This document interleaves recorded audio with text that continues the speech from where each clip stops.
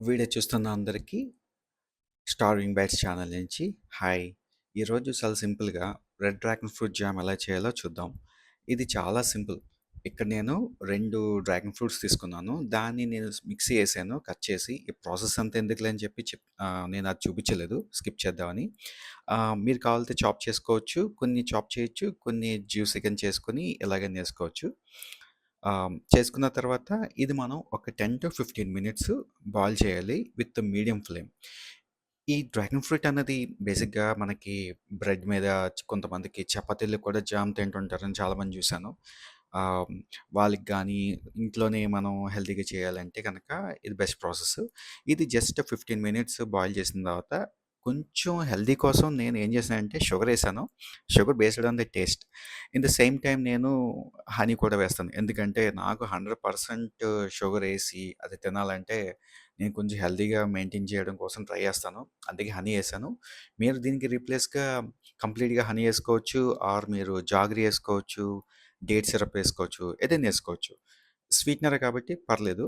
So, అక్కడ ఏసిన తర్వాత నుంచి ఒక 10 మినిట్స్ బాయిల్ చేస్తే ఈ టైప్ ఆఫ్ బాయిల్ అయిన తర్వాత మీరు ఇక్కడ చిన్న హ్యాక్ ఏంటంటే జామ్‌కి కన్సిస్టెన్సీ అండి.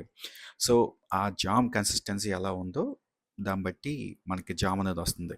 ఇక్కడ లెమన్ జ్యూసు నేను హాఫ్ లెమన్ జ్యూస్ మాత్రం ఏస్తున్నాను.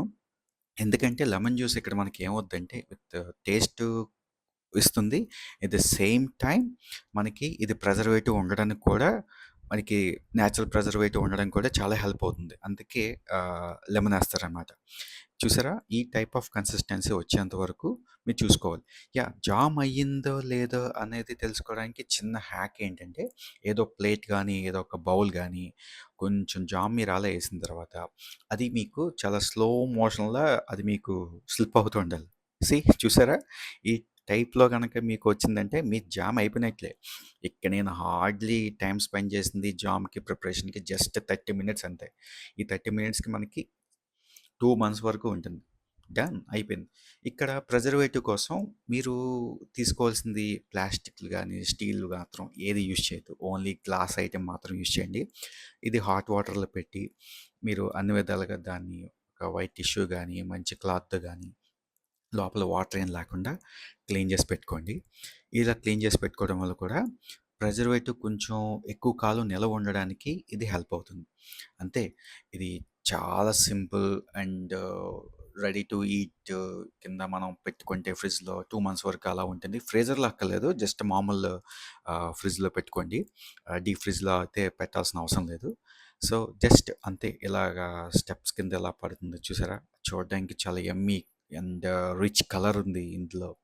ఇది నేను 100% హెల్తీ వే అని చెప్పను గానీ, ఎందుకంటే మనం షుగర్ అది యాడ్ చేసాం కాబట్టి. బట్ అప్పుడప్పుడు మనం తింటాం కాబట్టి దట్స్ ఓకే. మనం అలా చేసుకొని మీరు కూడా ట్రై చేసి మీ యొక్క కామెంట్స్ కూడా నాకు పెట్టండి. ఐ వాంట్ టు సీ ఎంతమంది ట్రై చేస్తారో. ఇది ఇలాగా మనం దీని బదులు ఏదన్నా ఏ ఫ్రూట్ అన్నా మనం చేసుకొని పెట్టుకోవచ్చు. దట్స్ ఇట్ అంతే. మీరు కూడా ట్రై చేయండి. And stay healthy.